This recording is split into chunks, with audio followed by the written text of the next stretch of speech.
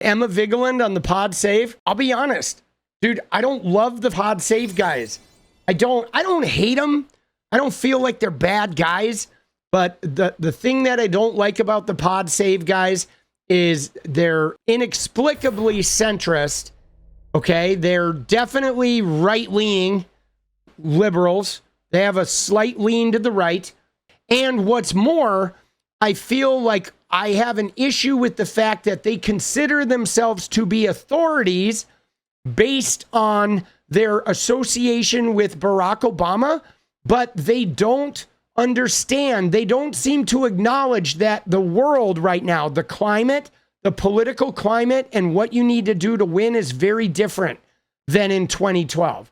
Like, they're still stuck in a world before the brutality of modern social media. Okay? Social media was different then.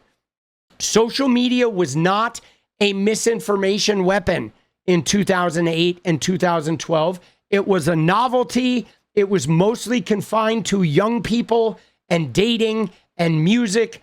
It had not yet acquired a like fierce political, element. Whereas now it's like content, presentation, social media manipulation. All the main ones are controlled by right-wing billionaires. I mean, it is a brutal fucking world. It is a brutal and different world where like appeasement and ignoring the negativity, it doesn't work anymore.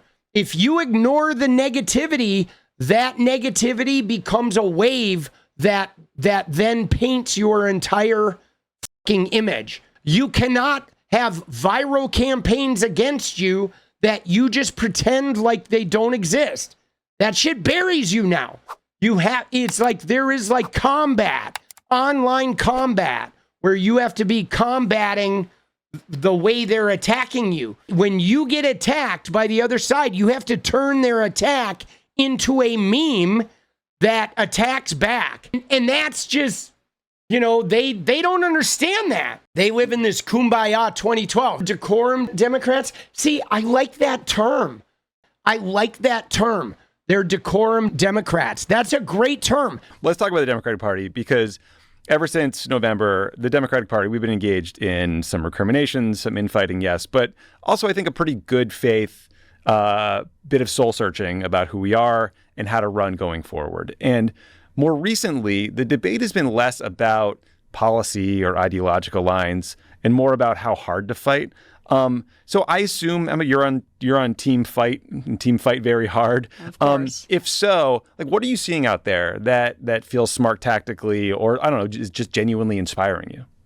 Here's as we talk about tariffs, this is a good way to just say Chuck Schumer giving away all of our leverage is a huge reason why we're in this situation with tariffs, because the continuing resolution that was not a continuing resolution, it was a dirty CR in the dirtiest sense. It basically removed Congress's ability to review these tariffs. So now you have this bipartisan bill with Grassley and I think Cantwell that is supposed to say, like, hey, can we reassert our authority over tariffs? Because Donald Trump just did a really bad thing.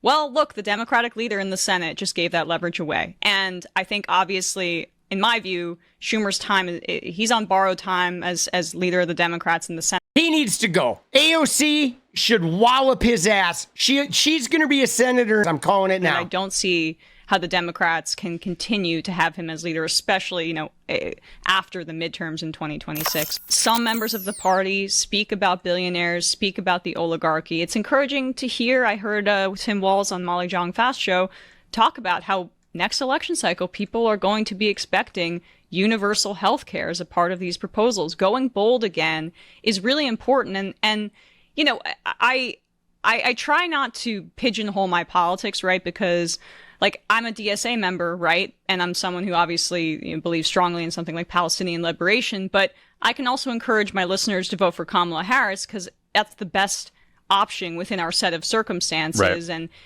And I can appreciate Bernie Sanders' outside politics and how incredible it is to get people involved, but Elizabeth Warren's inside politics and influencing Biden to appoint Lena Khan, as I keep singing her praises throughout our conversation. But there is more consistency here, I think, than there was in the wake of 2016, where there was a lot of anger within the party. And I think there still is that. But there's also just a universal desire to fight, and it crosses ideological lines.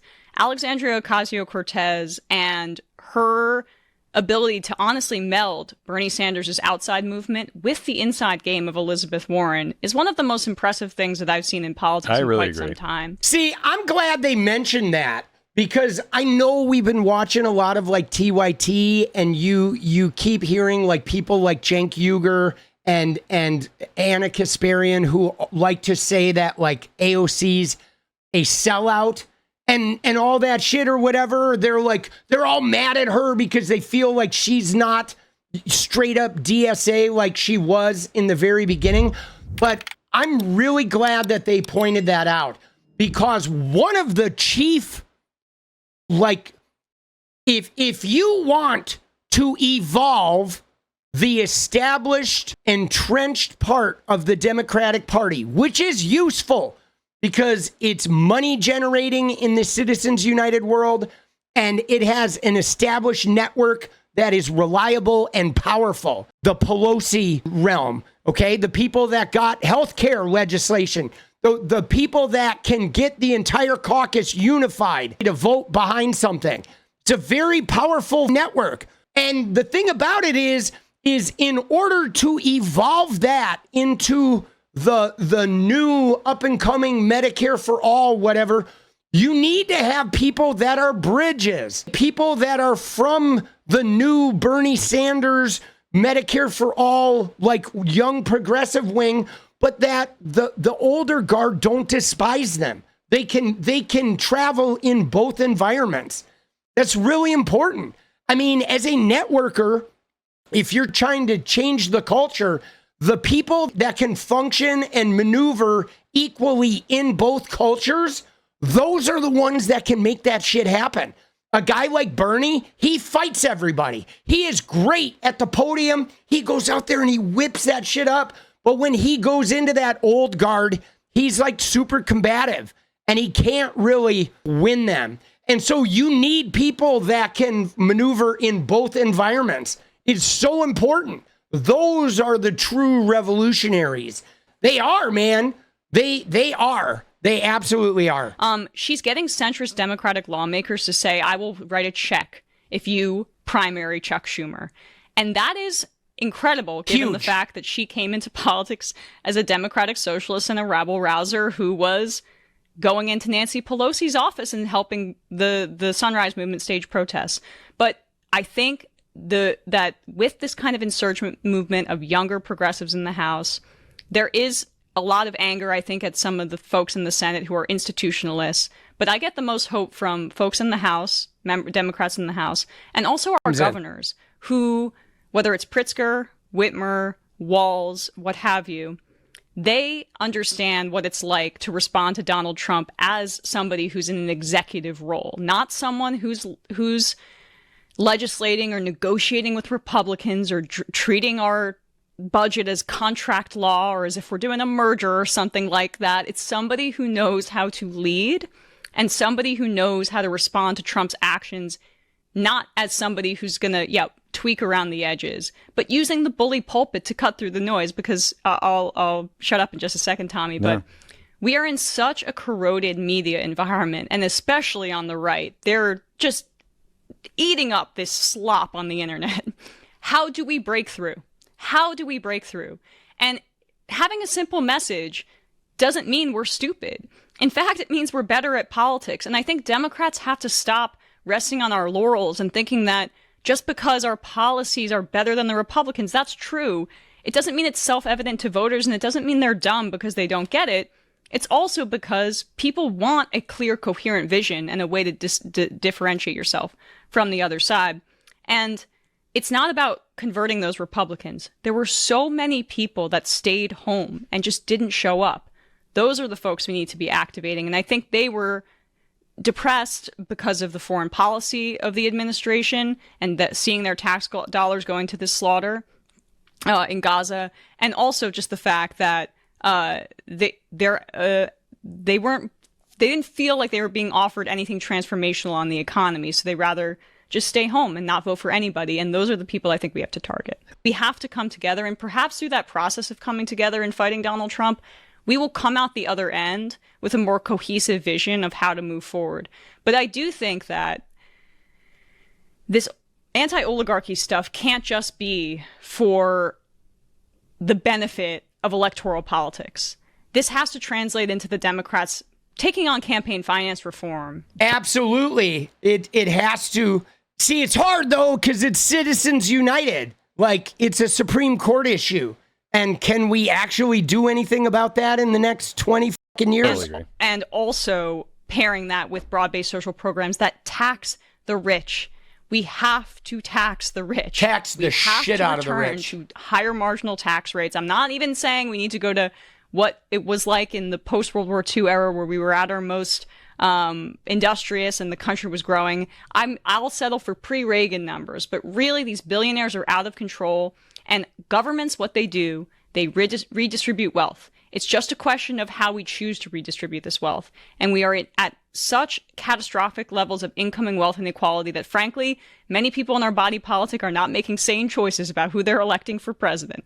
So how do we make sure that we cut off some of these reactionary elements, make sure that people's basic needs are met, and we are past due for a broad-based social program like a Medicare for All or something that helps people in that manner? I totally agree with you that economic inequality is completely out of control, and figuring out some just clear, simple formulation for how you're going to get it in line, whether it's a billionaire's tax, whether it's Elizabeth Warren, 2% of assets, whatever it might be.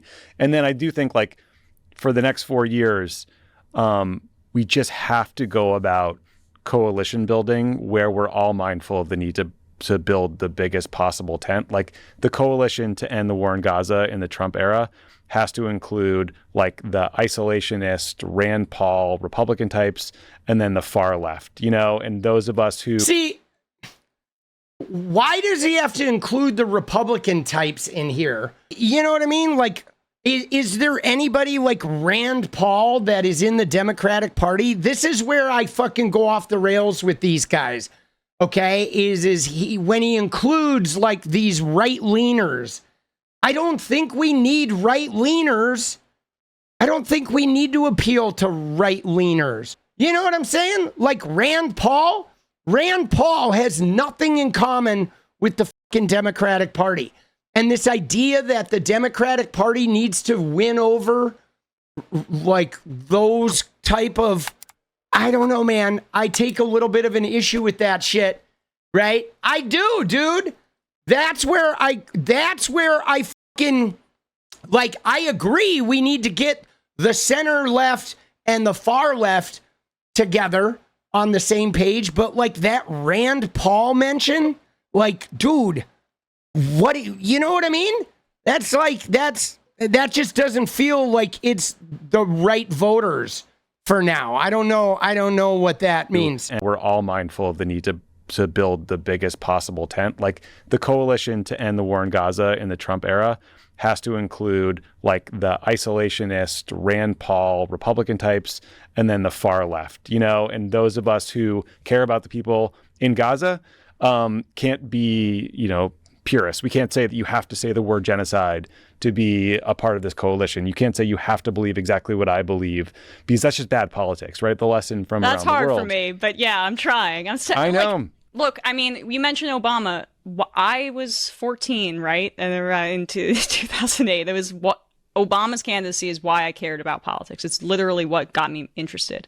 And it was truly his opposition to the Iraq War. And I think that sometimes there's this consensus in Washington that there are people that don't vote on foreign policy. And I don't think that's true anymore, especially when you can see children whose brains are falling out of their head and their fathers wailing over their carcass on. Dude, Gaza is going to be an issue politically till the end of time, man. When I look at kids, like liberal kids, like my son's age, 20 years old, they are never going to forget it. Phone. Like, this had an effect of really muddying the waters of the morality of the two political parties that can get elected in this bipartisan system. And I think that the Democrats really are doing a disservice if they don't reckon with how they damage their brand with young people by supporting this. It's young liberals, man. Young liberals are just so apathetic. They're just wondering, like, are the Democrats really a liberal left-wing party? Young left-wing people are seriously questioning the humanity and the social and economic left-wingness of the Democratic Party, as if it's even left-wing. And if they don't see it as left-wing, they don't want to vote for it, period, right? They're like, if you are left-wing, be fucking left-wing. And I mean, everybody knows that the Democrats now in America, compared to the left-wing parties in Europe, are kind of not left-wing, okay? They're like center-right, you know, and the young left-wingers in America needed to be different than that, right?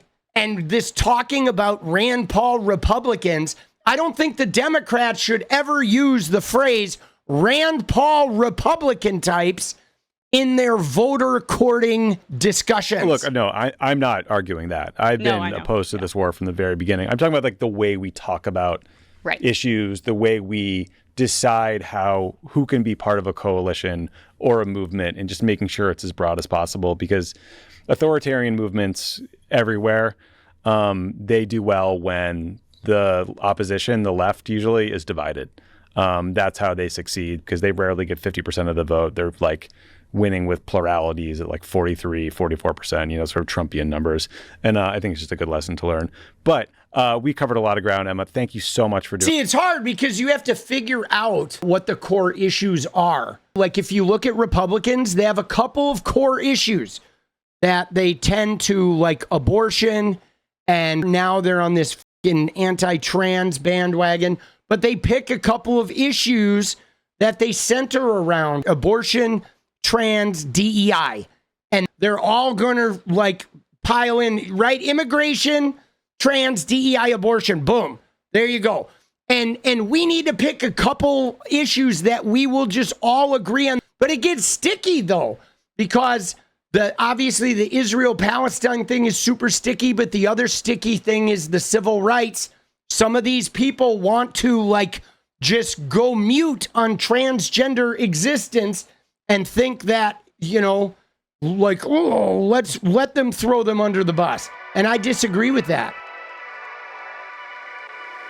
What is up, guys? Thank you so much for watching. If you like the video, you want to support independent resistance media, you know what to do. Drop that sub, hit the like button, and please share it. And we do love our members, so if you want to become a member, it's another really great way to support. Thanks again for everything, guys. I'll see you next time. Let's go.